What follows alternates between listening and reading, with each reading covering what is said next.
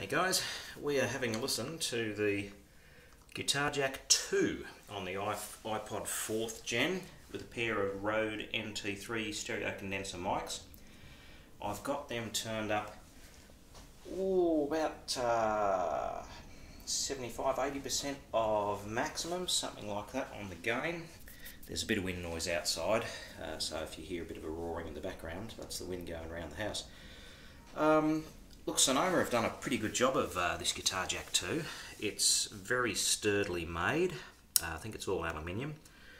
It feels quite solid in the hand, nicely put together, and the thing I like best about it is when you plug microphones in and turn them up, there's not much there that isn't meant to be there. It's a really nice, clean signal. The signal to noise ratio is really good. They've done a damn good job at this, I think. You do need to have an application with the control panel in it to operate the Guitar Jack. For instance, I'm using FourTrack, which is the multi-track paid application.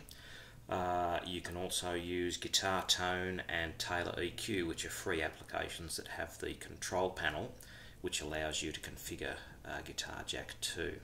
You can plug in this case, I've got a stereo mini 1/8 inch phono jack in there. You can put a 1/4 inch mono jack in there, and you can record in stereo or mono, and combinations of. I think you can actually run both jacks at the same time, so you can record a guitar and have a microphone coming in from the other side. So very nicely done. Probably one thing I don't like about it is the way it hangs off the dock of the iPod. I mean, if you have a look at that, I mean, iPods are slippery enough to start with, and you really don't want to bump that. The whole thing is just a little awkward, I think. If you bump it and you lose connection, and it doesn't take much of a bump to lose connection, I've done it twice already, what will happen is FourTrack will then not recognise the Guitar Jack anymore, so you have to stop it, make sure your Guitar Jack's in properly, and then start up FourTrack again.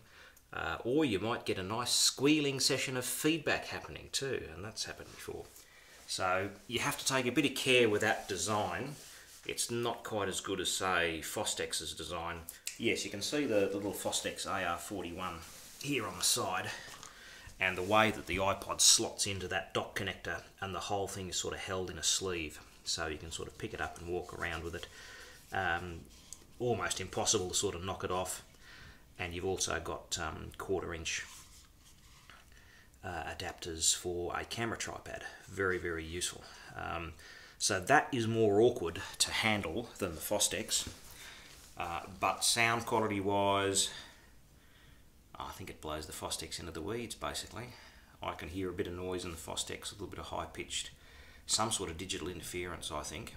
But I can't really hear anything on the Guitar Jack 2. It sounds excellent to me, and if that is an indication of the quality control right across the board, then you really haven't got much to complain about. For 150 odd bucks plus postage, that is really good. That is really good, I've got to say. Alright, so what I'll do is I'll plug in a keyboard, and I use a 2 phonos out of the stereo outs on the keyboard into that 1/4 inch 1/8 inch mini stereo jack, and I'll plug in my acoustic guitar, which just has a 1/4 inch phono output into the 1/4 inch phono, and I'll do a couple of guitar tracks over some keyboards. It's just raw and rough. It'll be just what you hear is just what goes straight into that application of FourTrack there. And it'll give you an idea about what this can do. And really, the Guitar Jack is probably limited by yourself, really.